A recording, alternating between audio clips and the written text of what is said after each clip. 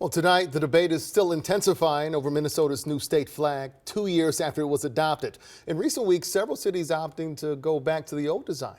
Joe McCoy taking a deep dive into those arguments for us. One of the biggest debates in Minnesota right now isn't about any piece of current legislation.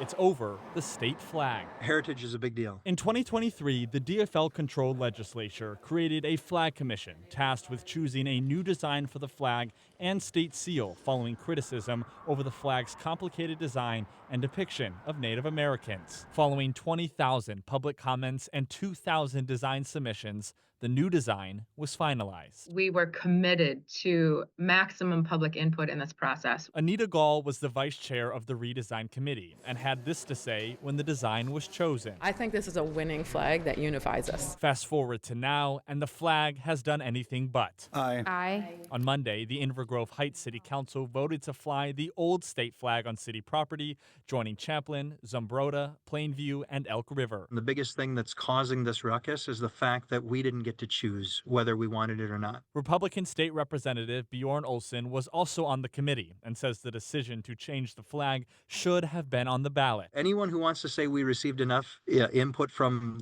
the constituents of our state, they're just lying. Several speakers and several emails we got stressed the heritage of Minnesota and how important that was to them, and felt like the new flag showed none of that. Elk River Mayor John Dietz says many of his constituents also expressed various issues with the flag's design. Several people that came to speak at our city hall compared it to the Somali flag, and that was a very big issue of why they disliked it. Vice Chair Gall calls those comments ignorant. This conspiracy theory, which seems to be one of the most prevalent out there, is just absolutely false. People who claim that this flag doesn't mean anything or has nothing to do with Minnesota are simply choosing not to learn what this flag actually symbolizes.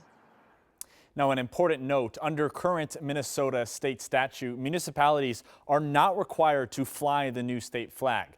The mayor of Elk River, who I spoke with, tells me that in his 32 years on the city council, that's 16 as a council member and 16 as mayor, he has never seen so many responses to one issue. Yeah, Julie. people feel so strongly about it. That's really interesting, Joe, though. I didn't know that they don't have to fly the new flag, that it's up to the cities what they want to do. Yep. All right. Thank you, Joe.